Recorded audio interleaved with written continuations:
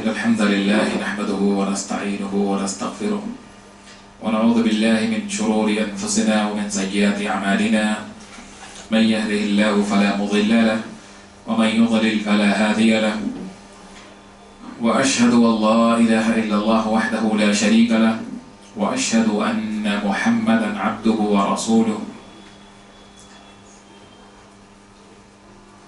فإن خير الحديث كتاب الله وخير الهدي هدي محمد صلى الله عليه وسلم فإن شر الأمور محدثاتها وكل محدثة بدعة وكل بدعة ضلالة وكل ضلالة في النار. وأعوذ بالله السميع العليم من الشيطان الرجيم. بسم الله الرحمن الرحيم. يا أيها الذين آمنوا قوا أنفسكم وأهليكم نارا. معزز حاضرین، لائق احترام پردہ نشین اسلامی ماں اور بہنوں، تمام قسم کی تعریفات و توصیفات اس وحدہ لا شریک کے لیے لائق و زیبا ہے جس نے ہمیں انسان بنایا اور مسلمان بنایا اور دنیا میں زندگی گزارنے کے لیے ضرورت کے بہت سارے سامان ہمارے لیے بآسانی مہیا فرمایا. ہماری رشد و ہدایت کے لیے انبیاء اور رسول کا سلسلہ شروع کیا، کتابوں کا نزول فرمایا اور ہمیں خیر و شر کی تمیز کرنے کے لیے، اچھے اور برے کی پہچان کرنے کے لیے عقل جیسی انمول چیز عطا فرمائی. درود و سلام و تمام انبیاء کرام پر، خصوصاً محمد عربی صلی اللہ علیہ وسلم پر، جنہیں اللہ تبارک و تعالی نے رحمت للعالمین بنایا اور بشیر و نذیر بنایا، اور درود و سلام آپ صلی اللہ علیہ وسلم کے اہل اولاد و اصحاب پر بھی جنہوں نے آپ صلی اللہ علیہ وسلم کا ہر ممکن تعاون کیا اور آپ صلی اللہ علیہ وسلم کی سچی تعلیمات کو دنیا کے اندر شائع کیا اور عام کیا، جس کی بدولت اسلام کی سچی تعلیمات ہم تک بآسانی پہنچی. معزز حاضرین، آج کا عنوان ہے اولاد کی تربیت کے کچھ اہم پہلو. اس سے پہلے کا جو ہمارا سلسلہ تھا وہ شادی شدہ زندگی کے مسائل کا تھا،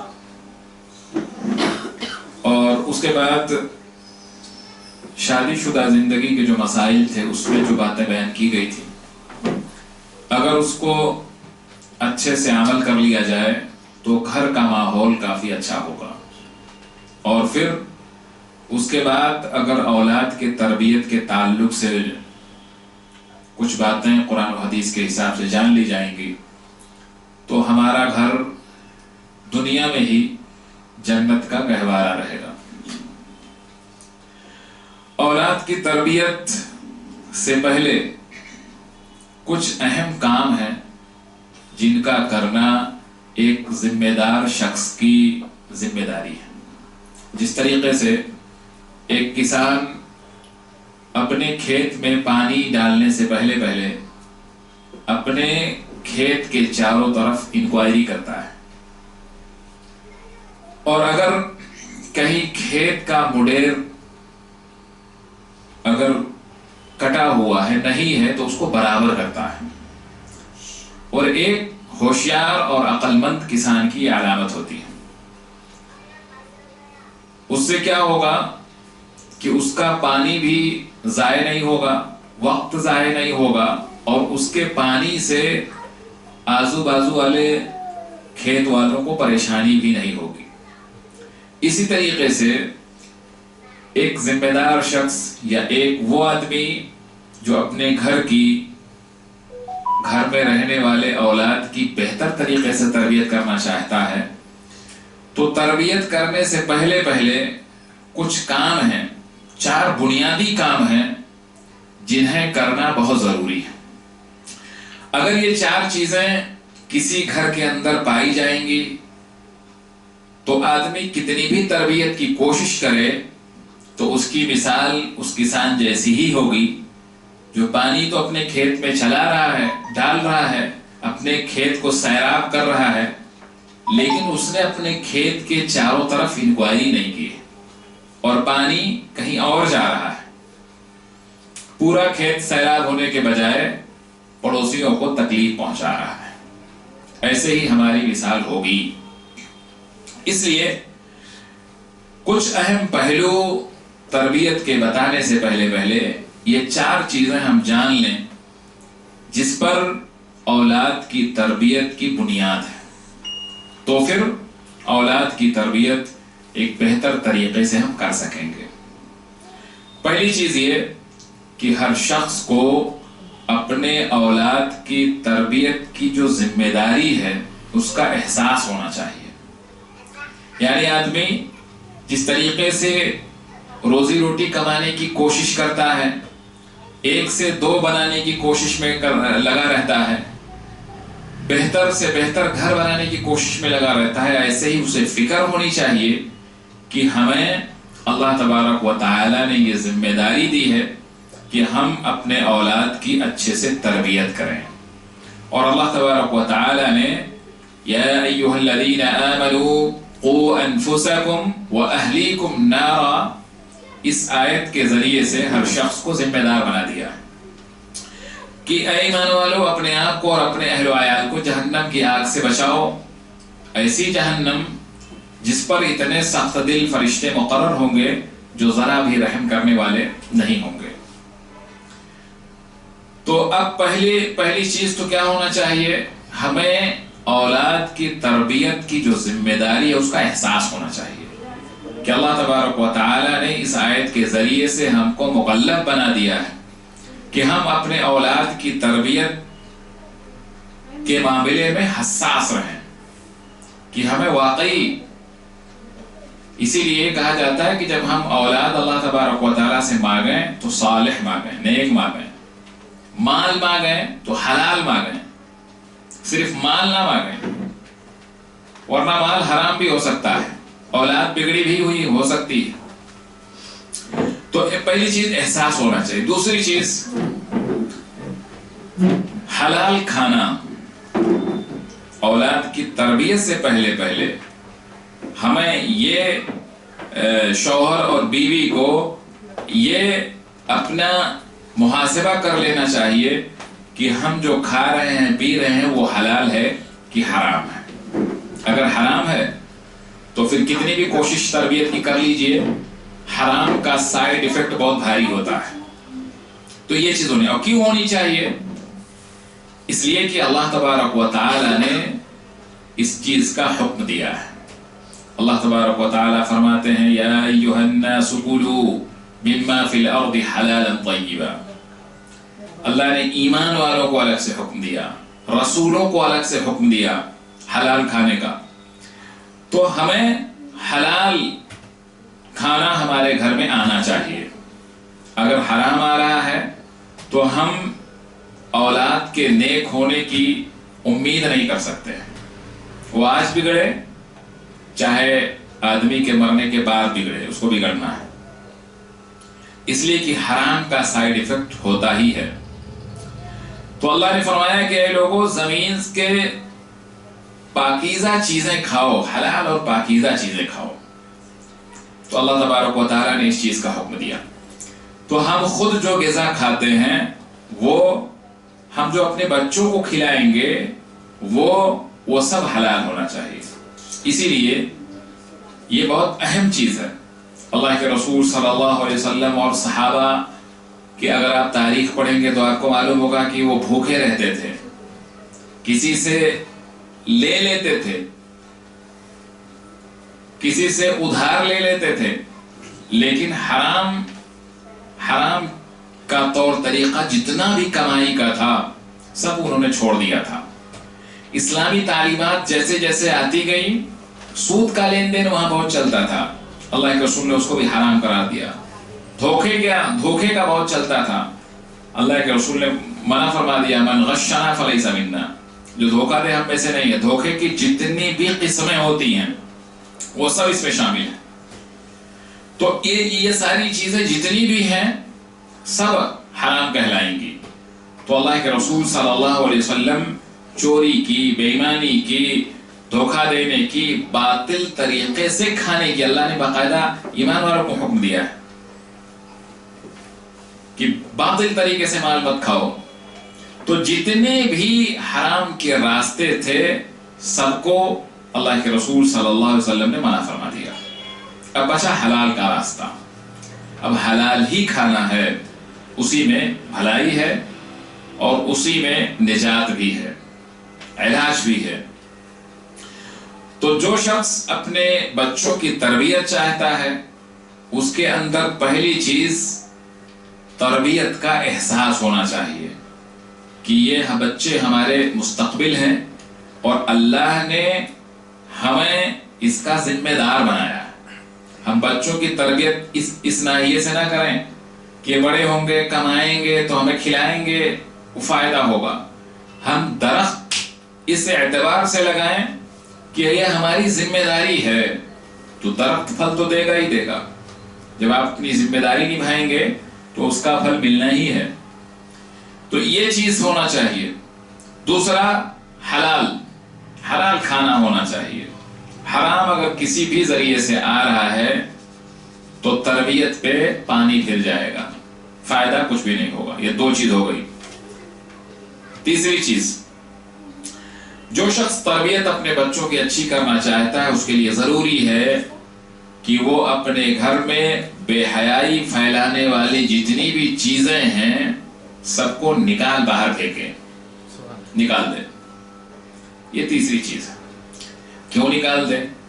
اللہ تبارک و تعالی فرماتے ہیں یسألونک عن الخمر والمیسر، کہ نبی کریم صلی اللہ علیہ وسلم آپ سے لوگ شراب اور جوئے کے بارے میں سوال پوچھتے ہیں کہ مطلب کیا ہے اس کا حکم؟ تو قل فیہما اثم کبیر ومنافع للناس، تو آپ کہہ دیجئے کہ یہ بہت بڑا گناہ ہے، شراب اور جوا یہ گناہ ہے، لیکن اس میں لوگوں کو وقتی اور دنیاوی اعتبار سے فائدہ بھی ہے، لیکن وَإِثْمُهُمَا أَكْبَرُ مِن نَّفْعِهِمَا، ان دونوں کا گناہ ان کے نفع سے زیادہ ہے، نقصان زیادہ ہے، نفع کم ہے۔ اس آیت سے معلوم ہوتا ہے کہ ہر وہ کام جس میں نفع کم نقصان زیادہ ہو اسے نکال پھینک دینا چاہیے، بچنا چاہیے۔ اسی میں نقصان، فائدہ کم نقصان زیادہ میں ٹی وی وغیرہ یہ ساری چیزیں شامل ہیں۔ ٹی وی میں نقصان بہت زیادہ ہے، فائدہ بہت تھوڑا ہے۔ تو یہ سب جو چیزیں رہیں گی تو پھر تربیت پہ پانی پھر جائے گا، کچھ فائدہ ہوگا نہیں۔ اسی طریقے سے اللہ تبارک و تعالیٰ فرماتے ہیں کہ وَمِنَ النَّاسِ مَن يَشْتَرِي لَهْوَ الْحَدِيثِ، بعض ایسے لوگ ہیں جو لہو الحدیث خریدتے ہیں۔ لہو الحدیث میں بھی گانا بجانا، ریڈیو، ٹیلی ویژن، وی سی آر اور یہ سب جتنی بھی چیزیں آتی ہیں سب شامل ہیں اس میں۔ اگر موبائل کا صحیح استعمال نہ ہو تو موبائل بھی شامل ہو سکتا ہے اس میں۔ تو پھر کیا ہوگا؟ لِيُضِلَّ عَن سَبِيلِ اللَّهِ بِغَيْرِ عِلْمٍ، اللہ تبارک و تعالیٰ کے راستے سے بغیر علم کے، بغیر نالج کے وہ گمراہ کریں گے اور مذاق اڑائیں گے، ان کے لیے دردناک عذاب ہے۔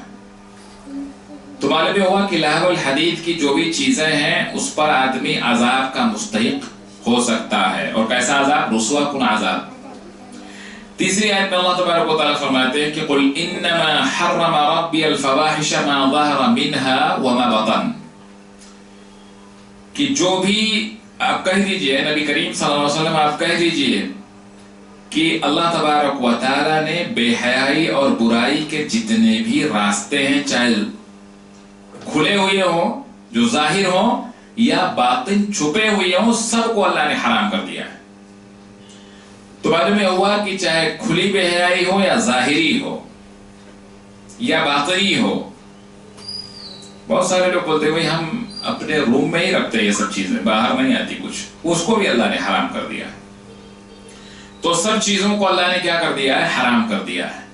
تو تیسری چیز یہ ہونی چاہیے کہ بے حیائی پھیلانے والی جتنی بھی چیزیں ہیں وہ گھر کے اندر نہیں رہنا چاہیے، نہ بچوں کے پاس رہنی چاہیے۔ تربیت، اولاد کی تربیت کا معاملہ ہے، تو اگر ہم بچوں کو اچھی تعلیم و تربیت دینا چاہتے ہیں تو آج کے وقت میں ان کے پاس اسمارٹ فون بھی نہیں رہنا چاہیے۔ اگر انہیں اسمارٹ بنانا ہے تو اسمارٹ فون نہیں رہنا چاہیے ان کے پاس۔ اور اگر ضرورت پڑ بھی جائے کہ بھائی ٹھیک ہے بہت ضروری ہے، تو مغرب کے بعد جیسے ہمارے نبی نے فرمایا ہے کہ اندھیرا جب چھانے لگے تو اپنے بچوں کو اپنے گھر کے اندر رکھو، ایسے اندھیرا چھانے لگے تو موبائل کو بھی اپنے پاس جمع کرا لو، احتیاطی تدبیر کے طور پہ، اس لیے کہ وہ بے حیائی لہو الحدیث میں وہ بھی شامل ہے، لہو الحدیث میں موبائل بھی شامل ہے، اس لیے کہ وہ تو ٹی وی کے سے زیادہ جگہ لے رہا ہے، تو وہ بھی اس میں شامل ہے۔ تو اچھی تربیت کے لیے یہ چیزیں بہت ضروری ہیں۔ 3 چیزیں ہو گئی۔ چوتھی چیز جو شخص اچھی تربیت چاہتا ہے یعنی ماں باپ، ان دونوں کے اندر دیوسیت کی صفت نہیں رہنی چاہیے۔ اب دیوسیت کیا ہے؟ پہلے دیوس کا انجام سن لیجئے کہ اللہ کے رسول صلی اللہ علیہ وسلم فرماتے ہیں کہ 3 قسم کے ایسے لوگ ہیں جو جنت میں داخل نہیں ہوں گے: ماں باپ کا نافرمان اور دیوس۔ دیوس شخص اور عورتوں کی مشابہت کرنے والے مرد اور ان کی مشابہت کرنے والی عورتیں، تو دیوس شخص بھی جنت میں داخل نہیں ہوگا۔ دیوس کیا ہے؟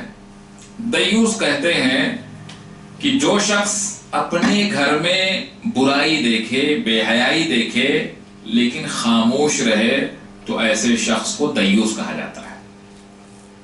اب اگر یہ صفت کسی کے اندر پائی جاتی ہے، ہم جانتے ہیں کہ ہمارے بچے بگڑے ہوئے ہیں یا ہم کچھ برائی دیکھ رہے ہیں اور پھر بھی ہم اگر خاموش ہیں، تو اگر مرد دیکھ رہا ہے گھر کا ذمہ دار تو اس کے اندر یہ صفت پائی جاتی ہے، اگر عورت بھی کوئی ایسی چیز جانتی ہے تو اس کے اندر بھی یہ صفت پائی جا رہی ہے۔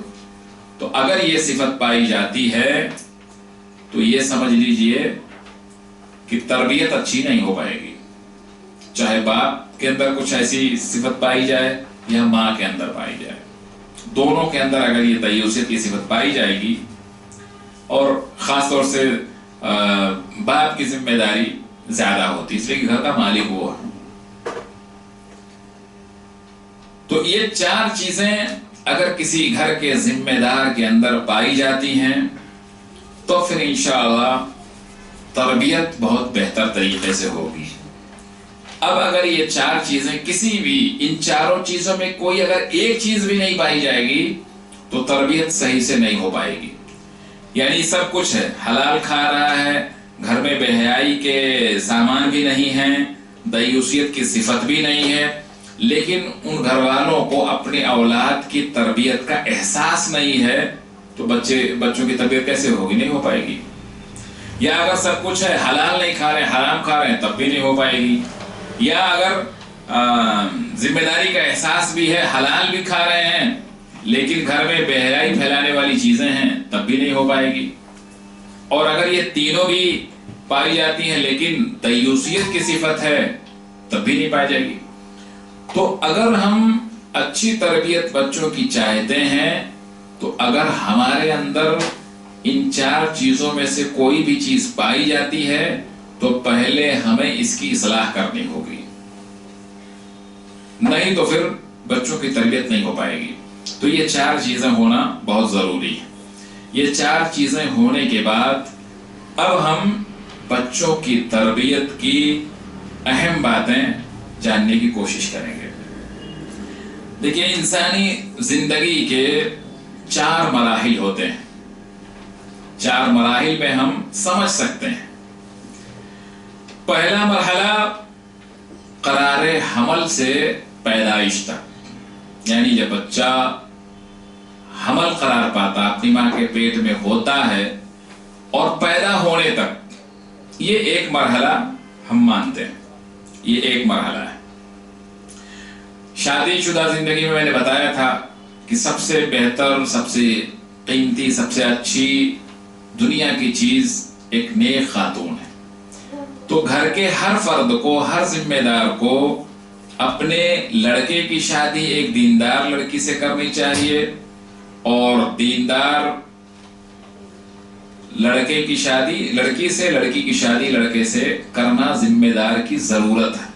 گھر کا ذمہ دار یہ مان کے چلے کہ دنیا ہے ٹھیک، نہیں ہے کوئی مشکل نہیں، دینداری ہے بس ٹھیک ہے، دینداری کے بنیاد پر اللہ کے رسول صلی اللہ علیہ وسلم اور صحابہ شادیاں کرتے تھے، اسی کی بنیاد پر ہم بھی کریں گے، اللہ تبارک و تعالیٰ اپنے فضل سے انہیں مالدار بنا دے گا۔ اب ایک آدمی نیک عورت سے جب شادی کر لے تو اس پر ضروری ہے، ابن عباس رضی اللہ عنہما بیان کرتے ہیں کہ اللہ کے رسول صلی اللہ علیہ وسلم فرماتے ہیں کہ لو ان احدکم اذا اراد ان یأتی اہلہ قال بسم اللہ اللہم جنبنی الشیطان وجنب الشیطان ما رزقتنا، متفق علیہ، بخاری مسلم کی روایت ہے۔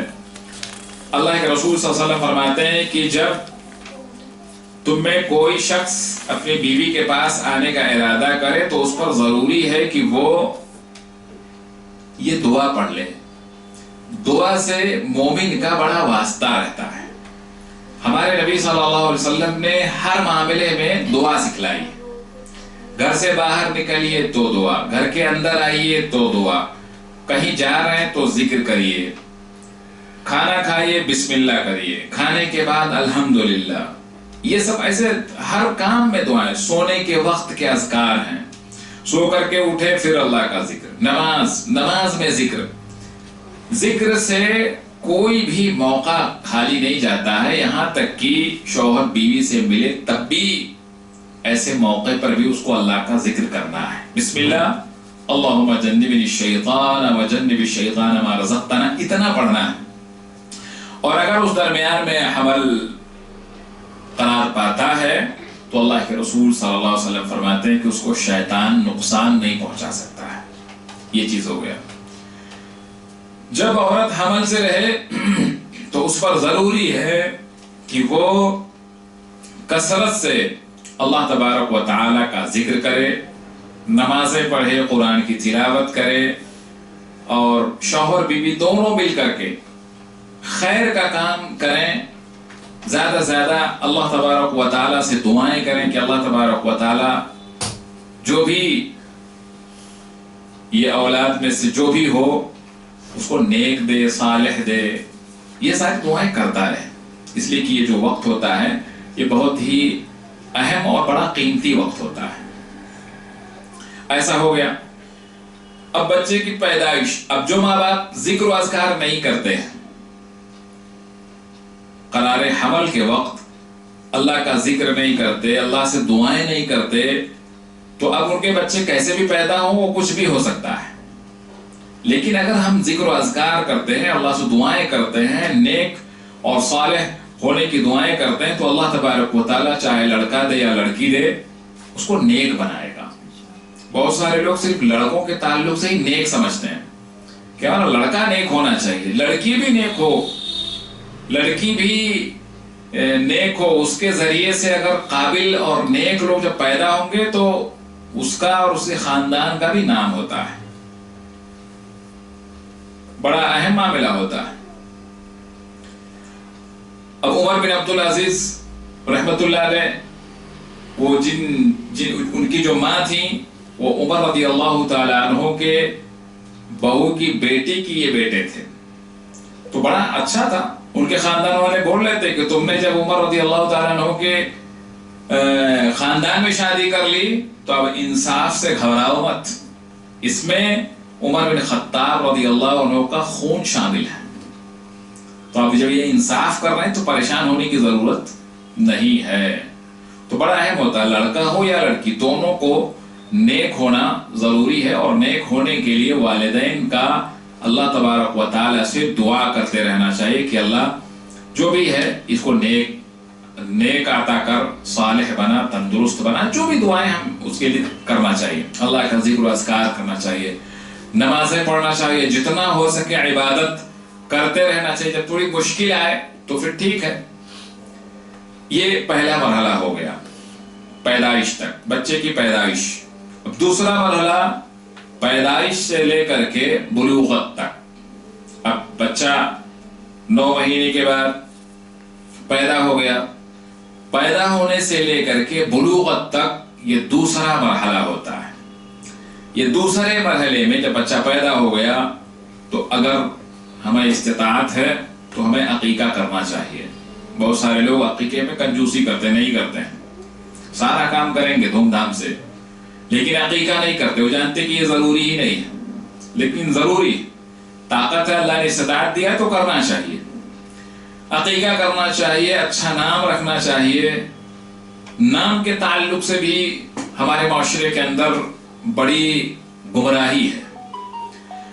لوگ ایسا نام رکھنے کی کوشش کرتے ہیں جو محلے کے پورے ضلع میں کسی کا نہ ہو، تو وہ ایسا نام رکھ لیں گے کہ جو بھی زبان پہ آ جائے بس وہی نام ہے، اور کچھ بھی رکھ لیتے ہیں جس کا کوئی مطلب نہیں، جس کا کچھ نہیں. جبکہ ہمارے نبی صلی اللہ علیہ وسلم اور صحابہ نام، ہمارے نبی صلی اللہ علیہ وسلم نے اپنی بیٹی کا نام زینب رکھا. انہوں نے اپنی یعنی زینب رضی اللہ عنہ کی بیٹی کا نام بھی زینب ہی تھا. علی رضی اللہ تعالیٰ عنہ کا نام علی، ان کے بیٹے کے بیٹے کا نام علی. ایسا کامن نام رکھتے تھے. ہمارے نبی صلی اللہ علیہ وسلم کے زمانے میں صرف عبداللہ نام کے تقریباً 300 سے زیادہ صحابی موجود تھے، عبداللہ نام کے صرف. اور ہماری سوچ یہ ہوتی ہے کہ ایسا نام رکھیں جو ضلع میں کسی کا نام ہو. ایسا کہاں ممکن ہے؟ ہر بچہ اپنے باپ کے ذریعے سے پہچانا جاتا ہے. عبداللہ ابن عمر، عبداللہ ابن عباس، عبداللہ ابن زبیر، عبداللہ ابن مسعود، کتنے عبداللہ نام کے تھے. ابو بکر رضی اللہ عنہ کا نام بھی عبداللہ ہی تھا. 300 سے زیادہ صحابہ صرف عبداللہ نام کے تھے. اور حارث یا اور دوسرے نام اگر ہم بتائیں گے تو وقت بہت ہو جائے گا. تو اچھا نام رکھنا چاہیے. ہماری شروعات ہی غلط ہو جاتی ہے، نام ہی سے گڑبڑی شروع ہو جاتی ہے. ہم چاہیں گے کہ ہمارا بچہ بالکل نیک رہے، صحابہ کرام اور صحابیات جیسا رہے، لیکن نام ہم ان کے جیسا نہیں رکھتے ہیں. ایسا رکھتے ہیں جو کسی کا نام ہو. تو کوئی کسی ناول سے نکالے گا، کوئی کسی فلم میں سے نام نکالے گا، تو پھر کوئی کہیں آؤٹ آف انڈیا سے لے کے آئے گا. تو نام ایسا تلاش کریں گے جو کسی کا نہ ہو. جو کسی کا نہ ہو تو پھر وہ ٹیڑھا بیڑھا نام ہی رہے گا. اب یہیں سے گڑبڑی شروع ہو جاتی ہے. جب نام ہی اچھا نہیں رہے گا تو پھر آگے کی چیزیں اچھی مشکل ہے کہ ہو. اس لیے نام اچھا رکھنا چاہیے. ہمارے نبی صلی اللہ علیہ وسلم اور صحابہ بڑا پیارا نام رکھتے تھے. ہمارے نبی صلی اللہ علیہ وسلم کے پاس صحابہ کرام اپنے بچوں کو لے کے آتے تھے. اللہ کے رسول یہ پیدا ہوا ہے، تو آپ صلی اللہ علیہ وسلم تحنیک کرتے تھے. تحنیک کا مطلب یہ ہوتا ہے کہ آپ صلی اللہ علیہ وسلم کھجور کھاتے تھے اور اس کو چبا کر کے جب بہت باریک ہو جاتا تھا تو اس کو اپنے منہ سے نکال کے تھوڑا اس بچے کے منہ میں ڈال دیتے تھے. اور کبھی کبھی آپ صلی اللہ علیہ وسلم نام بھی رکھتے تھے. ابراہیم، عبداللہ. آپ صلی اللہ علیہ وسلم نے اپنے نواسوں کا نام خود رکھا تھا، حسن. تو ایسا نام آپ صلی اللہ علیہ وسلم رکھتے تھے. صحابہ آپ کے پاس لے کے آتے تھے اور نام پوچھتے تھے. کبھی کبھی کوئی صحابی کہتا ہے رسول آپ نام بھی بتائیے، تو آپ نام بھی بتاتے تھے. تو معلوم یہ ہوا کہ جب بچہ پیدا ہو تو ہمیں عقیقہ کرنا چاہیے، اچھا نام رکھنا چاہیے، تحنیک بھی کرانا چاہیے اگر ممکن ہو سکے تو. نام رکھتے وقت ہمیں علماء سے یا اچھے لوگوں سے مشورہ کرنا چاہیے. ہر چیز گوگل پہ سرچ نہیں کرنا چاہیے. بہت سارے لوگ اس پہ دیکھ کے نام رکھ لیتے، بولتے بہت اچھا ہے. اس پہ کون ویب سائٹ چلا رہا ہے اس کا کچھ پتا نہیں، وہ کچھ بھی لکھ دیتا ہے. تو معلوم یہ ہوا کہ نام بھی اچھا رکھنے کی کوشش کرنا چاہیے. نام اگر ایک ہی خاندان میں 8 لوگوں کا ہو تو شرعاً کوئی برائی نہیں ہے، اس لیے کہ ایک ہی نام کے بہت سارے صحابہ موجود تھے. اگر ایسا کچھ ہوتا تو اللہ کے رسول صلی اللہ علیہ وسلم منع کرتے کہ ایسا نام مت رکھو، فلاں کا تو ایسا نام ہے. تو معلوم ہے کہ صحابہ میں بہت کامن بات تھی کہ ایک ہی نام بہت سارے لوگوں کا رہتا تھا. تو ہمیں بھی یہ سسٹم شروع کرنا چاہیے، کوئی مشکل نہیں.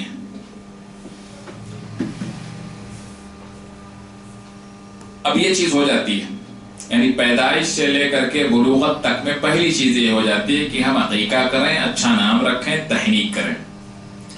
اس کے بعد دیکھیں کہ بچہ جب پیدا ہوتا ہے تو اس کا دماغ بالکل خالی ہوتا ہے. اس کے دماغ میں کچھ بھی نہیں رہتا ہے، خالی. جیسے کوئی چیز موبائل لے کے آتے خالی رہتا ہے. اب ہم اس میں جو چاہیں وہ ڈاؤن لوڈ کریں، کتاب رکھیں، جو بھی چاہیں وہ کریں۔ بچہ بھی خالی الذہن ہوتا ہے، اس کا ذہن خالی ہوتا ہے۔ اب وہ اپنے گھر میں اپنے ماں باپ کو دیکھتا ہے کہ ماں باپ کیا کرتے ہیں، جو ماں باپ کرتے ہیں وہ دیکھ کر کے ویسے ہی کرنے، اور جب بولنے لائق ہو جاتا تو ویسا ہی بولنے کی کوشش کرتا ہے۔ تو معلوم یہ ہوا، اسی لیے اللہ تبارک و تعالی نے پہلے خود کو سدھرنے کا حکم دیا ہے، یا ایھا الذین آمنوا قوا انفسکم، پہلے اپنے آپ کو بدلو۔ بہت سارے گھروں میں باپ سگریٹ پیتا اور بچے کو بولتا بیٹا تو مت پینا، تو اچھا رہنا، دیکھ میرے کو تو عادت لگ گئی ہے لیکن تو گڑبڑ مت کرنا۔ کیسے سے ہوگا؟ اس لیے کہ بچہ دیکھتا ہے، وہ ایسے ہی کرے گا جیسے وہ دیکھتا ہے۔ اس لیے کہ بچے بھلے چھوٹے رہتے ہیں لیکن اللہ تبارک و تعالیٰ ان کا ذہن، ان کی سوچ اچھی رکھتا ہے، تبھی تو وہ دیکھ کر کے پھر کھانا سیکھتے ہیں، پھر بولنا سیکھتے ہیں۔ کھانے کے بعد کس کو پتا کہ ہاتھ دھلنا چاہیے، پھر وہ ایسا کرنے لگتے ہیں۔ تو یہ سب ماں باپ سے سیکھتے ہیں۔ تو بچے خالی الذہن ہوتے ہیں، ان کا ذہن خالی ہوتا ہے، تو ماں باپ کو پہلے اچھا بننے کی کوشش کرنا چاہیے، تب بچے اچھا بنیں گے، اس لیے کہ وہ ان کو دیکھتے ہیں۔ پھر بچے دھیرے دھیرے بڑے ہوتے ہیں، 1 سال کے ہو گئے، 2 سال کے ہو گئے، 3 سال کے ہو گئے، پھر چلنے پھرنے لگتے، پھر بولنے لگتے۔ اب ہمارے ہاں ایک رواج بنتا جاتا ہے، برتھ ڈے 1 سال ہو گیا تو اس کا منانے کی کوشش کرتے، جبکہ یہ اسلامی طریقہ بالکل نہیں ہے۔ اسلام کسی بھی معاملے میں فضول خرچی کی اجازت نہیں دیتا ہے، اجازت نہیں دیتا۔ ہمارے نبی صلی اللہ علیہ وسلم، صحابہ کے بچے بچیاں یہ سب زیادہ مستحق تھے یہ سب کرتے، لیکن کسی نے کچھ نہیں کیا۔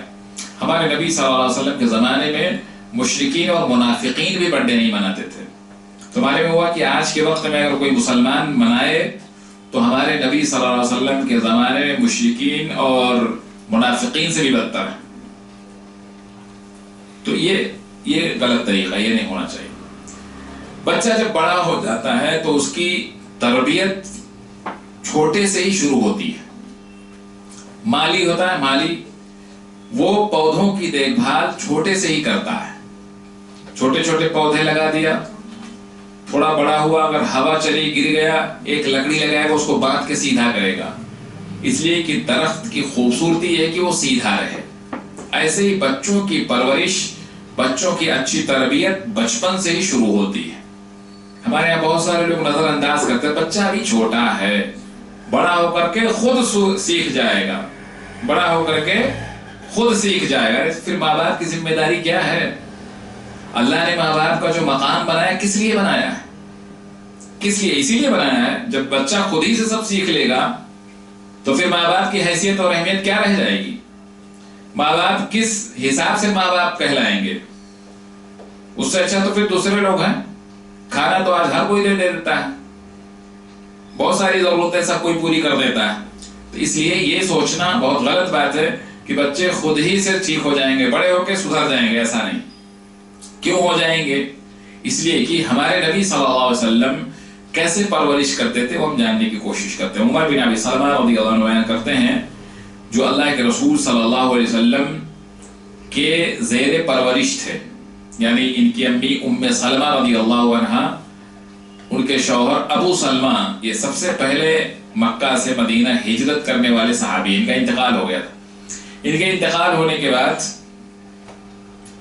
اللہ کے رسول صلی اللہ علیہ وسلم نے ام سلمہ رضی اللہ عنہ سے شادی کر لی تھی، تو ان کے بچے تھے یہ، تو آپ صلی اللہ علیہ وسلم کے پاس میں ہی رہتے تھے، آپ صلی اللہ علیہ وسلم ان کی پرورش کرتے تھے۔ وہ کہتے ہیں کنت غلاما، میں چھوٹا بچہ تھا، اللہ کے رسول صلی اللہ علیہ وسلم کے زیر نگرانی میری پرورش ہو رہی تھی۔ کہتے ہیں کہ وَكَانَتْ يَدِي تَطِيشُ فِي الصَّحْفَةِ، کہ جب ہم لوگ کھانا کھاتے تھے تو میرا ہاتھ پورے برتن میں گھومتا تھا، یعنی میں جہاں سے من کہتا وہاں سے اٹھا کے کھا لیتا تھا۔ فقال رسول اللہ صلی اللہ علیہ وسلم یا غلام سم اللہ وَكُلْ بِيَمِينِكَ وَكُلْ مِمَّا يَلِيكَ، متفق علیہ، بخاری مسلم کی روایت ہے۔ تو کہتے ہیں کہ میرا ہاتھ ایسے گھومتا تھا، میں کہیں سے بھی اٹھا کے کھا لیتا تھا، تو اللہ کے رسول صلی اللہ علیہ وسلم نے فرمایا کہ اے لڑکے، اے غلام، غلام چھوٹے بچے کو بولتے ہیں، سم اللہ، بسم اللہ کر کے کھاؤ، اور کیا کرو، وَقُلْ بِيَمِينِكَ، داہنے ہاتھ سے کھاؤ، وَقُلْ مِمَّا يَلِيكَ، اور اپنے سامنے سے کھاؤ۔ اگر کئی لوگ ایک ہی برتن میں کھا رہے ہوں تو سب کو سامنے سے کھانا چاہیے، اپنے اپنے۔ اللہ کے رسول صلی اللہ علیہ وسلم کے زمانے میں صحابہ ایک ساتھ ہی کھاتے تھے، ایک ہی برتن میں کھاتے تھے عام طور پہ، تو اگر ایسا ہے تو اپنے سامنے سے کھاؤ۔ وہ کہتے ہیں کہ اللہ کے رسول صلی اللہ علیہ وسلم کی یہ بات سمجھانے کے بعد زندگی بھر میری یہی عادت بن گئی، یہی عادت بن گئی۔ اللہ کے رسول صلی اللہ علیہ وسلم نے یہ نہیں کہا کہ یہ بچہ ہے سدھر جائے گا، آپ نے سمجھایا، سکھایا۔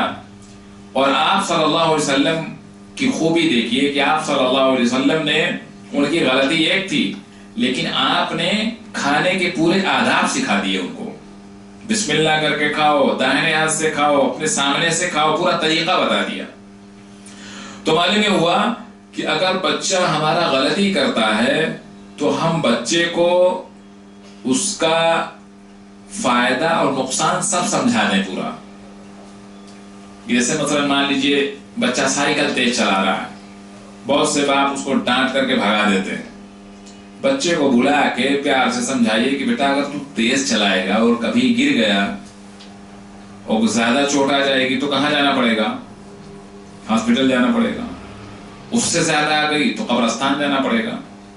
تو فائدہ نقصان سکھائیں گے، سمجھائیں گے تو بچے سمجھتے ہیں۔ تو اللہ کے رسول صلی اللہ علیہ وسلم نے ان کو کھانے کے پورے آداب سکھلائے تھے۔ وہ کہتے ہیں کہ جب ہمارے نبی صلی اللہ علیہ وسلم نے مجھ کو سکھا دیا، سمجھا دیا، تو زندگی بھر میرا یہی طریقہ ہو گیا اور بن جاتا ہے۔ بہت سارے لوگ بولتے ہیں بچپن سے ہم ایسے، دادا نے ہم کو بتا دیے تو ہم ایسے ہی بچپن سے یہی عادت ہی بن گئی۔ بہت سارے لوگ ابھی بھی بولتے ہیں۔ اسی طریقے سے ابو ہریرہ رضی اللہ عنہ بیان کرتے ہیں کہ اخذ الحسن بن علی تمرة من تمر الصدقة فجعلها في فيه فقال رسول الله صلى الله عليه وسلم كخ كخ ارم بها اما علمت اننا لا ناكل الصدقة متفق عليه۔ ابو ہریرہ رضی اللہ عنہ بیان کرتے ہیں کہ اللہ کے رسول صلی اللہ علیہ وسلم حسن رضی اللہ عنہ چھوٹے تھے، ان کو لے کے ساتھ میں تھے، وہ آپ صلی اللہ علیہ وسلم کے ساتھ مسجد بھی جایا کرتے تھے۔ آپ ان کو لے جا کر کے ان کو گود میں لے کر کے آپ نماز پڑھایا کرتے تھے، اپنے بازو میں کھڑا کر دیتے تھے، لے کے جایا کرتے تھے۔ وہ تھے، انہوں نے کیا کیا، اور مسجد نبوی میں ایک کنارے کھجوروں کی ڈھیر وغیرہ لگی رہتی تھی، صدقے کی رکھی رہتی تھی۔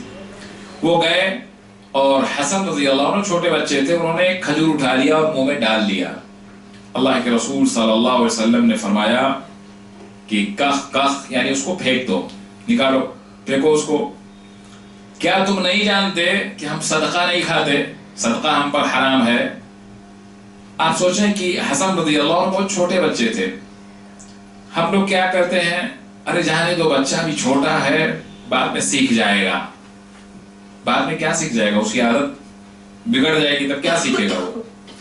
اللہ کے رسول صلی اللہ علیہ وسلم نے ان کو کھجور نکلوا دیا اور کہا، نقصان بتا دیا کہ بیٹا یہ جو کھجور ہے نا صدقے کی ہے، اور صدقہ ہم لوگ نہیں کھاتے، ہم پر حرام ہے صدقہ۔ تو معلوم ہوا کہ بچے جب غلطی کریں تو ان کا نقصان بھی انہیں بتانا چاہیے، صرف ڈانٹ کے بھگا نہیں دینا چاہیے، بلکہ نقصان اور فائدہ سب بتانا چاہیے، تو بچوں کو سمجھ میں آ جاتی ہے بات۔ اللہ کے رسول صلی اللہ علیہ وسلم نے سکھا دیا۔ اب یہیں پہ ایک بات اور سمجھ لیں کہ جب بچے اور بڑے یہ دونوں غلطی کرتے ہیں تو دونوں میں تھوڑا فرق ہوتا ہے۔ بچے جب غلطی کریں انہیں فوراً سمجھانا چاہیے، اسی وقت سمجھانا چاہیے، چاہے جہاں رہیں وہ۔ اس لیے کہ اگر آپ صبح کی بات شام میں سمجھائیں گے تو بچے کو یاد ہی نہیں رہے گا، الٹا وہ پریشان ہوگا۔ اس لیے بچہ جب غلطی کرے اس کو فوراً سمجھانا چاہیے، اور جب بڑے غلطی کریں تو ان کو فوراً نہیں سمجھانا چاہیے، یا اگر اکیلے ہوں تو سمجھائیں، ٹھیک ہے، نہیں تو ان کو اکیلے میں بلا کر کے سمجھانا چاہیے۔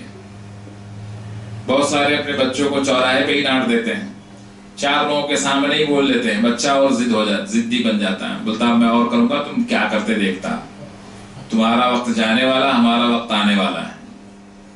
وہ اور ضد پکڑ لیتا ہے، ضدی بن جاتا ہے۔ تو وصول اور جو طریقہ ہے وہ یہی ہے کہ جب چھوٹے بچے غلطی کریں ان کو فوراً ٹوکیے، فوراً سمجھائیے ان کو، اور بڑے جب غلطی کریں، بچے بڑے ہو جائیں، بچے یا بچیاں کوئی بھی، ان کو اکیلے میں بلا کے سب اچھے سے سمجھانا چاہیے۔ ہمارے نبی صلی اللہ علیہ وسلم کیسے سمجھانا چاہیے، یہ بات میں کیوں کہہ رہا ہوں؟ اللہ کے رسول صلی اللہ علیہ وسلم نے ان دونوں بچوں کو اسی وقت سمجھا دیا، اور جب دیہاتی نے مسجد میں پیشاب کیا تو آپ نے اس کو بلا کے اپنے پاس پیار سے سمجھایا کہ وہ مسجد ہے، یہاں عبادت کی جاتی ہے، اللہ کا ذکر ہوتا ہے، یہ ایسی جگہ نہیں ہے۔ صحابہ سے کہا جاؤ وہاں پانی ڈال دو اور صاف ہو جائے۔ ایسی بہت ساری مثالیں ملتی ہیں۔ تو چھوٹے اور بڑوں کی غلطی کرنے میں یہ فرق ہوتا ہے، یہ ذمہ دار کو سمجھ کے لینا چاہیے۔ اب بچے تھوڑا اور بڑے ہو گئے، 5 سال 6 سال 7 سال کے ہو گئے، اگر ایسا ہی سسٹم ہم بنائے رہیں گے تو بچے بہت ہی بہتر رہیں گے۔ 7 سال کے ہو جاتے ہیں تو اللہ کے رسول صلی اللہ علیہ وسلم فرماتے ہیں مروا اولادکم بالصلاۃ، اپنے بچوں کو اولاد، دیکھیے ایک بات اور یاد رکھیے کہ جب بھی قرآن و حدیث کے اندر کہیں اولاد کا لفظ بولا جاتا ہے تو اس میں لڑکے لڑکیاں دونوں شامل ہوتے ہیں۔ یوصیکم اللہ فی اولادکم، اللہ نے قرآن میں فرمایا، تو اولاد میں لڑکے لڑکیاں دونوں شامل ہیں، اسی لیے باپ کی وراثت میں لڑکے اور لڑکیاں دونوں کا حق ہے، اس لیے کہ اللہ نے وہاں رجل اور میل فیمیل دونوں کا ذکر کیا ہے بعد میں، تاکہ کنفیوژن نہ رہے۔ کل کا کوئی بندہ ہوشیاری کر کے اولاد کو صرف لڑکا ثابت کرنا چاہے تو اللہ نے میل فیمیل دونوں کا الگ سے بھی وہاں واضح کر دیا ہے تاکہ مسئلہ بالکل واضح رہے۔ تو اولاد جب بھی بولا جاتا ہے اس میں لڑکے لڑکیاں دونوں شامل ہوتے ہیں۔ اللہ کے رسول صلی اللہ علیہ وسلم فرماتے ہیں کہ تم اپنے بچوں کو نماز کی تاکید کرو، نماز کا حکم دیا کرو جب وہ 7 سال کے ہو جائیں۔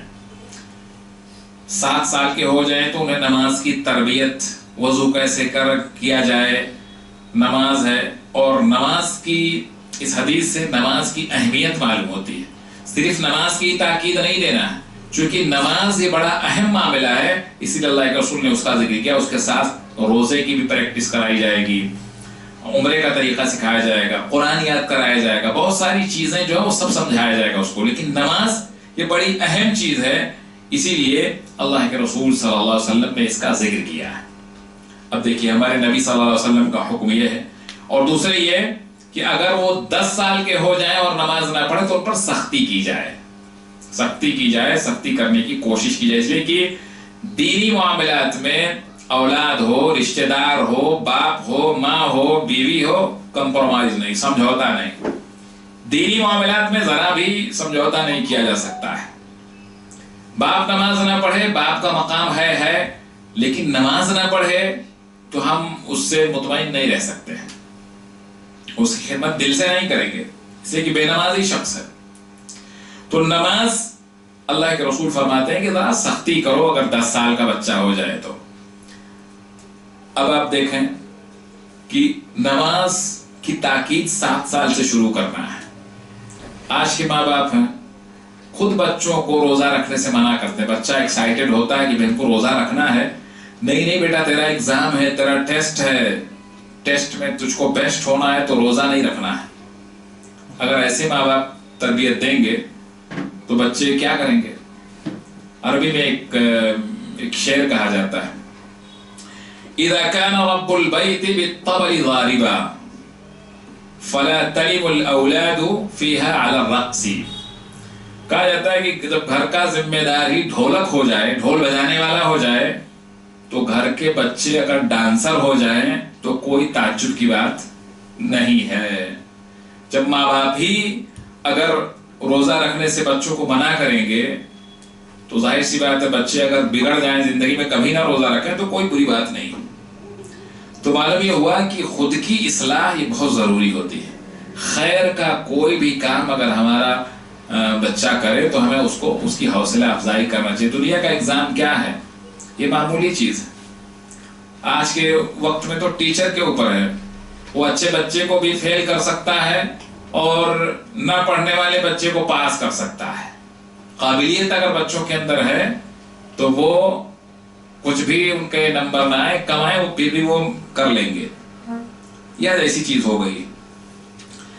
تو اللہ کے رسول صلی اللہ علیہ وسلم کا یہ فرمان دیکھیں، اور آگے اللہ کے رسول نے فرمایا وَفَرِّقُوا بَيْنَهُمْ فِي الْمَضَاجِعِ، کہ جب 10 سال کے ہو جائے تو ان کے بستر کو الگ کر دیا جائے. لڑکے ایک ساتھ نہیں سوئیں گے، لڑکیاں ایک ساتھ نہیں سوئیں گی، لڑکیاں ایک ساتھ نہیں سوئیں گی، سب کے بستر الگ کر دیا جائے. اب اس حدیث سے آپ سمجھیے کہ بستر الگ کرنے کا حکم اللہ کے رسول صلی اللہ علیہ وسلم نے بھائی بہن کے اندر کہا ہے. گھر میں مرو اولادکم، اپنے اولاد کو نماز کا حکم دو، یعنی پڑوسی کے بچے الگ سوئیں گے، ہمارے بچے الگ سوئیں گے، ٹھیک ہے، ہمارے بچیاں الگ سوئیں گے، بچے بھی دور سوئیں گے، یعنی ایک ہی چادر میں نہیں سوئیں گے. یعنی لڑکے ہی اگر ایک ہی جنس کے بھی ہیں، مطلب میل، 2 لڑکے ایک ہی چادر میں نہیں سو سکتے ہیں، الگ چادر دے کر کے دور ایسے سلایا جائے گا. یہ اخلاقی تعلیم ہے اس حدیث کے اندر. اب اس حدیث کو دیکھیے اور آج کا ماحول دیکھیے. جب بھائی بہن میں اللہ تبارک و تعالیٰ نے ہمارے نبی صلی اللہ علیہ وسلم کے ذریعے سے اتنا حکم دیا ہے حیا کا، احترام کا اور اخلاقی تعلیم کا، تو کہتے بھئی یہ کزن ہے، یہ دوست ہے، یہ فرینڈ ہے، تو ان کے درمیان کتنا وہ رہے گا. معلوم یہ ہوا کہ یہ کزن، فرینڈ اور یہ سب جو ہے ریلیشن، یہ سب بہت دور کی بات ہے. اس کا اسلام میں کچھ وہ نہیں ہے. رشتہ داری ہے، ہم ایک آدمی ہے، اس کا سب سے قریبی رشتہ دار اس کے ماں باپ کے بھائی بہن، بس اس کے بعد جو ہوگا. اور جس کی شادی، یعنی اس میں دیکھیے محرمات ایک ہوتے ہیں، ایک ابدی محرمات ہوتے ہیں. تو ابدی محرمات جو ہوتے ہیں، یعنی جن کی جس کے ساتھ شادی کبھی نہیں ہو سکتی ہے، وہ مل سکتے ہیں، بیٹھ سکتے ہیں، باتیں کر سکتے ہیں، اتنا کچھ کر سکتے ہیں. ابدی محرمات آپس میں ہاتھ بھی ملا سکتے ہیں، یعنی بھائی بہن آپس میں سلام کر سکتے ہیں، باپ یعنی بیٹا ماں سے ہاتھ ملا سکتا ہے، کوئی مشکل نہیں ہے. لیکن جن سے شادی ہو سکتی ہے ان سے پردہ ضروری ہے اور ان کا بستر سب الگ رہے گا. اور یہ جو بستر الگ رہنے کی بات ہے، ملنا جلنا الگ رہے گا، یہ بستر جن کی الگ ہونے کی بات ہے، یہ ابدی محرمات میں سے ہیں. ایک ہی گھر کی فیملی کے بستر الگ رہیں گے، تو باہر کے لوگ کیسے مل سکتے ہیں؟ چاہے وہ دوست ہو یا کزن میں. کزن تو اتنا لمبا یہاں چلتا ہے کہ اس کا کوئی حساب نہیں ہے. یہ ہمارے امی کے، خالہ کے، پھپھو کے، دادی کے بھائی کے بیٹے کی بیٹی ہے، وہ ملا دیتے پورا، کون سا شجرہ لے آتے ہیں کہ کوئی حساب ہی نہیں، اور ہر آئرے خیرے کو کزن بنا لیتے ہیں. یہ اسلامی تعلیم کا حصہ نہیں ہے، یہ نہیں. آپ دیکھیں کہ اللہ کے رسول صلی اللہ علیہ وسلم نے کتنا پیارا حکم دیا ہے. 10 سال کے بچے ہو گئے، ان کے بستر الگ کر دو، نماز کی تاکید کرو، سختی کرو ذرا. اب اگر ہم نہیں کریں گے تو پھر تربیت یہیں سے گڑبڑ ہوگی. اب بچہ کتنے سال کا ہو گیا؟ 10 سال کا ہو گیا. اب جب 10 سال کے بچے بڑے ہوشیار ہو جاتے ہیں،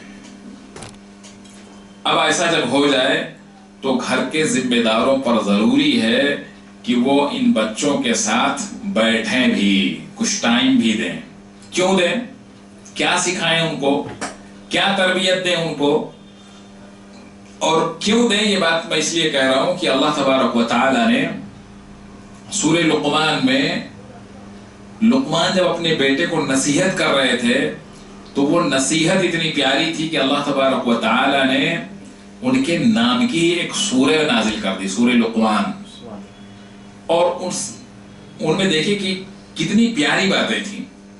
تو جب بچے ہمارے 10 سال کے ہو جائیں تو ماں باپ پر ضروری ہے کہ وہ ان کو ساتھ میں رکھ کر کے کوئی پروگرام نہ دیکھیں ٹی وی پہ بیٹھ کے، بلکہ ان کے ساتھ بیٹھ کر کے کچھ باتیں کریں. ہمارے نبی صلی اللہ علیہ وسلم کے زمانے میں بچے اپنے ماں باپ کے ساتھ بیٹھ کر کے کبھی واقعہ فیل وہ سنتے تھے، تو کبھی آپ صلی اللہ علیہ وسلم کی ہجرت سنتے تھے، تو کبھی کچھ اور واقعہ سنتے تھے. ایسی بہت ساری چیزیں سنتے تھے. تو ہمیں کیا کرنا چاہیے؟ کچھ نصیحتی کلمات بچوں سے کرنا چاہیے. کبھی ہمارے نبی صلی اللہ علیہ وسلم کی بات بچیاں ہیں تو ان سے ازواج مطہرات کی بات، صحابہ کرام کی بات، صحابیات کی بات، جب یہ سب دماغ میں ابھی بچپن سے رہے گا تو بڑے ہونے کے بعد ان کو ہمیشہ یہ چیزیں سپورٹ کریں گی۔ مثلا مان لیجئے آج اگر شام کا کھانا ہمارے پاس نہیں ہے تو پھر ہم پریشان نہیں ہوں گے، ارے بھائی ٹھیک ہے ایک ہی شام کی بات ہے نا۔ ہمارے نبی صلی اللہ علیہ وسلم کے یہاں تو کئی مہینے چولہے نہیں جلتے تھے، کھجور اور پانی اور جو کوئی ہدیہ دے دیتا تھا اس پر گزر بسر ہو جاتا تھا، تو چلو ٹھیک ہے ہمارا بھی کوئی مسئلہ نہیں ہے۔ ہمارے نبی صلی اللہ علیہ وسلم صحابہ کرام حرام کبھی استعمال نہیں کرتے تھے، تو ہم بھی کوئی غلط کام ویسا نہیں کریں گے بڑا بننے کے لیے معاشرے میں۔ اب دیکھیں کہ اب یہ سب چیزیں بہت ہی سپورٹ کرتی ہیں ہمارا۔ عمر رضی اللہ تعالیٰ عنہ اتنے بڑے علاقے کے خلیفہ تھے، 22 لاکھ مربع میل کے پر ان کی حکومت چلتی تھی، لیکن سادگی دیکھیے کہ کپڑے پر اس وقت بھی پیوند لگے رہتے تھے۔ ابو بکر رضی اللہ تعالیٰ عنہ خلیفہ ہونے کے باوجود پڑوسیوں کے بکریوں کا دودھ دوہتے تھے، یہ سب سارا کام کرتے تھے۔ تو ہم کیوں معاشرے میں بڑا بننے کے لیے کہیں چوری کریں، کہیں بے ایمانی کریں، کسی کمپنی میں گھپلا کریں، کہیں دھوکہ دیں، اپنے بھائی کو ہی دھوکہ دیں، کسی کا قرض لیں تو واپس نہ کریں، اس کو پریشان کریں، 20 رہا تو صرف 10 ہی بتائیں کہ نہیں ہم نے 10 ہی لیا ہے، آپ کے پاس کیا پروف ہے، لکھا تھا کہ نہیں لکھا تھا۔ پہلے لوگ قرض کا لین دین کوئی نہیں ملتا تھا تو اللہ تبارک و تعالیٰ کو حاضر و ناظر بنا لیتے تھے کہ بھائی دیکھو کوئی ہے نہیں اور مجھے بڑی سخت ضرورت ہے، تم دے دو۔ گواہ کون ہے؟ اللہ تبارک و تعالیٰ ہے۔ آدمی دے دیتا تھا، چل بھائی ٹھیک ہے، اللہ تبارک و تعالیٰ اگر وکیل ہے تو ٹھیک ہے کوئی بات نہیں۔ آج کا کیا معاملہ ہے؟ کیوں ہے یہ صرف دوسروں کو دکھانے کے لیے۔ تو اگر ہم اللہ کے رسول صلی اللہ علیہ وسلم اور صحابہ کے واقعات ہمیں پتہ رہیں گے تو ہمارے اندر یہ سب چیزیں رہیں گی۔ ہم پرانا سے پرانا لباس بھی پہن لیں گے کہ جب عمر رضی اللہ تعالیٰ عنہ خلیفہ ہونے کے باوجود بھی پیوند والا لباس پہنتے تھے، تو ہمارا تو پیوند نہیں ہے، پرانا تو کیا مشکل ہے۔ تو یہ سارے واقعات ہم بچوں کو بتائیں گے۔ لقمان اپنے بیٹے کو کیا نصیحت کر رہے تھے وہ ہم دیکھتے ہیں، اللہ نے اس کا ذکر قرآن میں کیا ہے۔ وَهُوَ يَعِظُهُ يَا بُنَيَّ لَا تُشْرِكْ بِاللَّهِ۔ لقمان اپنے بیٹے کو نصیحت کرتے ہوئے، پہلی نصیحت ان کی کیا تھی؟ یا بنیا، آپ انداز دیکھیے اس کا۔ یا بنیا مطلب اے میرے پیارے بیٹے، بیٹے نہیں، اے میرے پیارے بیٹے۔ اب اندازہ لگائے کہ ہم سب کا انداز کیا ہے اپنے بچوں کے تعلق سے۔ بہت سارے لوگ تو نام بھی سیدھا نہیں لیتے، اس کا موٹو کبھی چھوٹو یا کیا بول دیتے ایسا۔ کیا انہوں نے کہا؟ یا بنی لا تشرک باللہ، اے میرے پیارے بیٹے تو شرک مت کرنا کبھی بھی زندگی میں، کیونکہ شرک سب سے بڑا گناہ ہے، کبیرہ گناہوں میں پہلے نمبر پہ ہے، اللہ اس کو کبھی بھی معاف نہیں کرے گا۔ دوسرے گناہ معاف کر سکتا ہے، یہ معاف نہیں کرے گا، شرک معاف نہیں کر سکتا ہے۔ یہ چیز ہو گئی، پہلے شرک سے ڈرایا، بتایا، سمجھایا۔ انداز دیکھیے پھر دوسری آیت میں، یا بنیا، اے میرے پیارے بیٹے۔ اگر اتنا انداز جو بولنے کا ہمارا ہو جائے تو بچے ایڈوانس میں کام کریں گے، ایڈوانس میں کام کریں گے۔ جو ہم سوچیں گے بولیں گے اس سے تھوڑا سا زیادہ ہی کر کے بیٹھیں گے، کیونکہ ہمارا انداز نہیں ہے بولنے کی بات، ہماری زبان اچھی نہیں ہے۔ معاشرے میں بھی ایسے ایسے گھر ہیں، ایسے ایسے باپ ہیں کہ ان کے آنے کے بعد بچے ڈر کے مارے سو جاتے ہیں کہ کہیں باپ سے بات نہ کرنی پڑ جائے، اتنا بد زبان آدمی ہے، یا چھپ جاتے ہیں یا سونے کا بہانہ کر لیتے ہیں۔ ایسی چیزیں ہوتی ہیں، ایسا نہیں ہونا چاہیے۔ ہمیں اپنے آپ کو بدلنا ہوگا اگر ہم تربیت اچھی کرنا چاہتے ہیں۔ تو انداز دیکھیے، ایک بار تو بول دیا یا بنی لا تشرک باللہ، دوسری بار بھی وہی بات بول رہے ہیں، یا بنی انها ان تک مثقال حبۃ من خردل فتکن فی صخرۃ او فی السماوات او فی الارض یأتی بها اللہ۔ یہ آیت सबको याद होनी चाहिए। कह रहे हैं कि ऐ मेरे प्यारे बेटे, फिर कहा है मेरे प्यारे बेटे, तो बच्चा गौर से सुनेगा, बड़ी शफकत से सुनेगा, बड़े पास में आकर के सुनेगा। बेटा देखो, इन्नहा इन तको मिस्काल हब्बतिन मिन खरदलिन, ऐ मेरे प्यारे बेटे, अगर तुम राई के दाने के बराबर भी नेकी या बुराई करोगे, राई के दाने के बराबर, राई के दाने की कोई हैसियत नहीं होती, छोटा छोटा बिल्कुल दाना होता है, उसका तेल निकलता है, तो राई के दाने के बराबर भी अगर तुम भलाई या बुराई करोगे, फतकुन फी सखरतिन, चाहे वो किसी चट्टान में, आसमान में, जमीन के किसी भी हिस्से में, कहीं भी कभी भी करोगे, याति बिहा अल्लाह, अल्लाह उसको हाजिर करेगा, लाएगा, उसका बदला तुम्हें मिलने वाला है। क्यों लाएगा अल्लाह? इसलिए कि इन्नल्लाह लतीफुन खबीर, अल्लाह तबारक व तआला बहुत बारीक भी है। रात के अंधेरे में करो, बंद कमरे में करो, जमीन के अंदर करो, बाहर करो, आसमान पे करो, कहीं भी कुछ भी करो, याति बिहा अल्लाह, अल्लाह उसे लाएगा, उसका तुम्हें अजर मिलेगा। फमन यअमल मिस्काल ज़र्रतिन खैरन यरा, जर्रा बराबर भी नेकी करोगे या बुराई करोगे तो उसका बदला तुम्हें मिल करके ही रहेगा। अब ये बात, अगर ऐसी बात अगर हम समझा दें तो हमारे बच्चे ट्यूशन क्लास जाने के बजाय गार्डन में नहीं घूमेंगे, कॉलेज पे जाने के बजाय यहाँ वहां मॉल पे बैठ करके टाइम पास नहीं करेंगे, नमाज पढ़ने के बहाने गलियों में यहाँ वहां नहीं खेलेंगे, ऐसे घर से बाहर बहाना बना करके निकल जाते हैं। कितनी कीमती और कितनी प्यारी बातें उन्होंने अपने बच्चे को समझाया, तो अंदाज देखिए कितना प्यारा है। सबसे पहले शिर्क से मना किया, भाई शिर्क से तो बचना ही बचना है, उसके बाद ये सब चीजें बता दी। अब आदमी क्या करेगा, कोई भी गलत काम करने से पहले ये सोचेगा, रे अल्लाह देख रहा है, अल्लाह लाएगा, उसका बदला हमें मिलेगा, तो ठीक है, ये सब नहीं करते, ये गलत है। भले अम्मी अब्बू नहीं देख रहे हैं लेकिन अल्लाह तो देख रहा है, तो फिर बच जाएगा। अब तीसरी आयत में देखिए अंदाज क्या है, या बुनैया, ऐ मेरे प्यारे बेटे, वही बात। तो बाप क्या, बाप जब ऐसा ऐसा अपना अंदाज जब बनाता है तो बच्चे, मतलब उनकी जो शफकत है, उनकी जो मोहब्बत है वो बढ़ जाती है, और फिर वो माँ बाप को अपना हमदर्द समझने लगते हैं।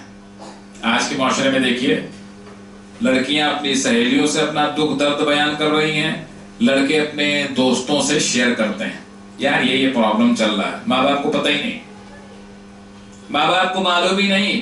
कई लड़के शादी भी कर लेते, कई लड़कियां शादी कर लेती, माँ बाप को पता ही नहीं चलता। क्यों?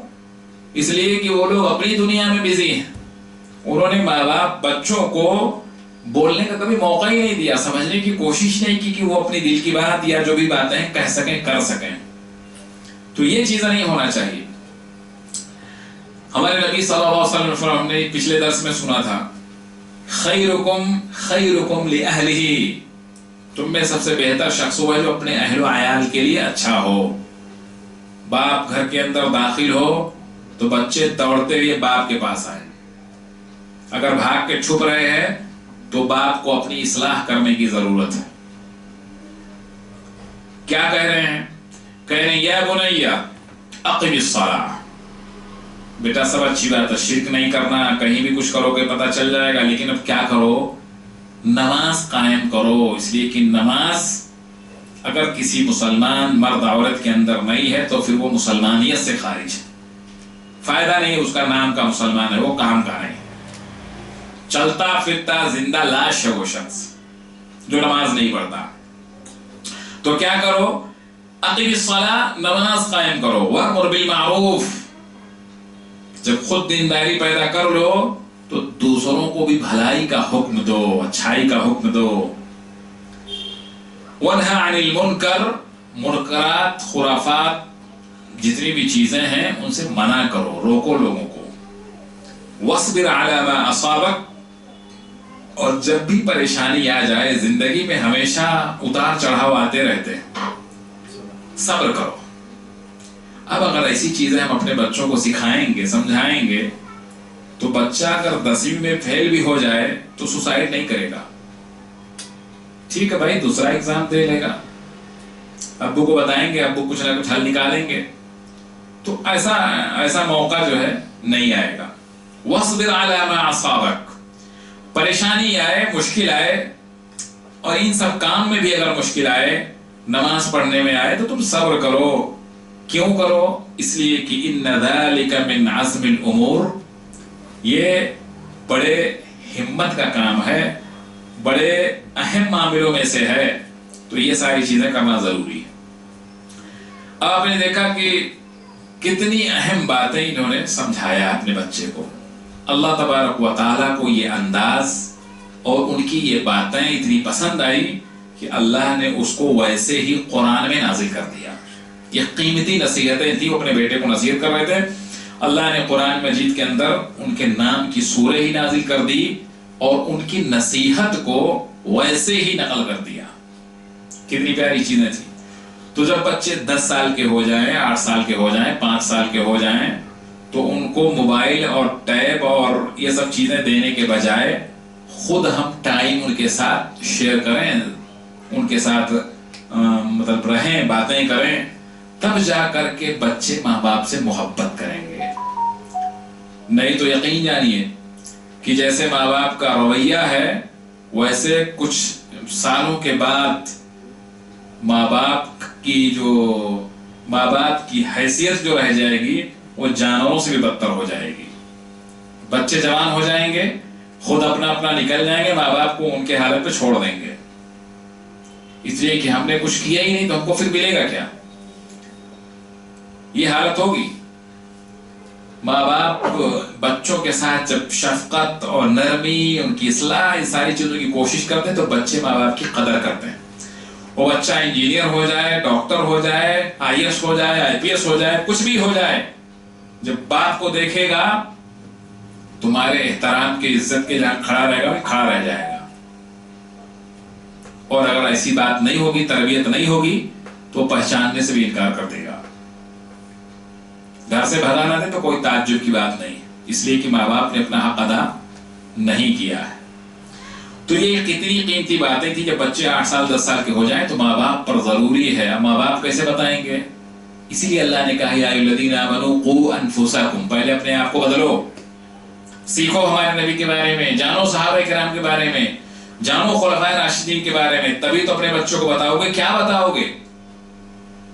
کیا بتاؤ گے؟ تو ہمیں آپ صلی اللہ علیہ وسلم کے بارے میں، صحابہ کے بارے میں، قرآن کے بارے میں، قرآن میں اللہ تبارک و تعالی نے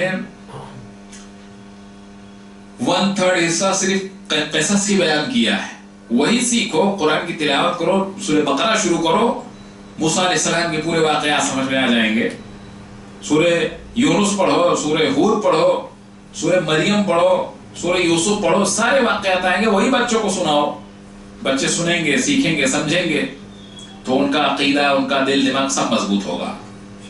اور جب کچھ نہیں سیکھتے ہیں، کچھ جانتے نہیں ہیں، تو کبھی کالا دھاگا، تو کبھی پیلا دھاگا، تو کبھی کچھ اور، پھر تو کبھی کچھ اور، یہ سارے سسٹم ان کے شروع ہو جاتے ہیں۔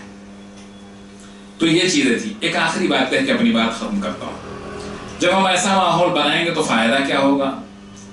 اللہ تبارک و تعالی نے ابراہیم علیہ السلام کا ذکر کیا قرآن مجید کے اندر کہ جب اسماعیل علیہ السلام دوڑنے کے قابل ہو گئے، دوڑ بھاگ کرنے لگے، مطلب تھوڑا مضبوط ہو گئے، چلنے پھرنے کے لائق ہو گئے، دوڑنے لائق ہو گئے، تو ابراہیم علیہ السلام نے اپنے بیٹے سے کہا یا بنیا، اے میرے پیارے بیٹے۔ دیکھو ان کا بھی انداز، ابراہیم علیہ السلام خلیل اللہ ہیں، اللہ تبارک و تعالیٰ کے دوست ہیں۔ ابراہیم علیہ السلام، ان کی فیملی نے جو کام کیے وہ اللہ کی رضا کے لیے کیے، اور اللہ تبارک و تعالیٰ نے ان کے ایک ایک عمل کو دین کا حصہ بنا دیا۔ کوئی عمرہ کرنے والا، حج کرنے والا اگر صحیح نہ کرے تو اس کا عمرہ حج ہوگا ہی نہیں، نماز نہ پڑھے، طواف نہ کرے تو نہیں ہوگا۔ ایک ایک عمل قربانی کرنا ضروری، یہ سب دین کا حصہ بنا دیا۔ اللہ نے ان کو ہر آزمائش میں کامیاب پایا، وہ کامیاب رہے۔ وہ اپنے بیٹے سے کیسے بات کر رہے ہیں آپ دیکھیں، یا بنیا، اے میرے پیارے بیٹے، انی ارا فی المنام انی اذبحک فانظر ماذا ترى، کیا ہے میرے پیارے بیٹے، میں نے خواب میں دیکھا کہ میں تمہیں ذبح کر رہا ہوں۔ اور انبیاء کا جو خواب ہوتا ہے وہ سچ ہوتا ہے، خواب بھی وحی کی ایک قسم ہوتی ہے، یہ سچ ہے۔ تو اب دیکھیے کہ جب باپ کی تعلیم اتنی اچھی، باپ کا مقام اتنا اچھا، باپ کی تربیت اتنی اچھی، تو بیٹا کیا بول رہا ہے؟ قال یا ابت افعل ما تؤمر ستجدنی ان شاء اللہ من الصابرین۔ بیٹے سے باپ نے کیا کہا تھا؟ یا بنی انی ارا فی المنام، اے میرے پیارے بیٹے میں نے خواب میں دیکھا ہے۔ بیٹے نے کیا کہا؟ یا ابتی، اے میرے پیارے ابا جان، افعل ما تؤمر، جو آپ کو حکم دیا گیا وہ آپ کریے، ستجدنی انشاءاللہ من الصابرین، آپ مجھے صبر کرنے والوں میں سے پائیں گے، میں آپ کے حکم کی خلاف ورزی نہیں کروں گا۔ جب آپ بچے کو نیک بنائیں گے تو بچے کو اگر ذبح کرنا پڑے تو بچہ تیار ہو گئے۔ اس طریقے سے جب ہم بچوں کی تربیت کریں گے، اچھی پرورش کریں گے، تو وہ ہر اعتبار سے ہمارے ساتھ کھڑے رہیں گے، اور بچے تھوڑا اور بڑے ہو جائیں یا اسی وقت سے ہی اچھی تعلیم و تربیت کا انتظام کرنا یہ والدین پر ضروری ہے۔ تو آج کے درس میں بس اتنا ہی، انشاءاللہ تعالیٰ اس کے آگے کی بات اگلے درس میں انشاءاللہ تعالیٰ جاننے کی کوشش کریں گے۔ اخیر میں اللہ تبارک و تعالیٰ سے دعا ہے کہ اللہ تبارک و تعالیٰ ہم تمام کو نیک عمل کرنے کی توفیق عطا فرمائے، اور ہمیں اپنے آپ کی اور اپنے اہل و عیال کی اچھے طریقے سے پرورش کرنے کی توفیق عطا فرمائے، اور جو بھی باتیں قرآن و حدیث کے تعلق سے بتائی گئی ہیں اس پر ہم سب کو عمل کرنے کی توفیق عطا فرما دے۔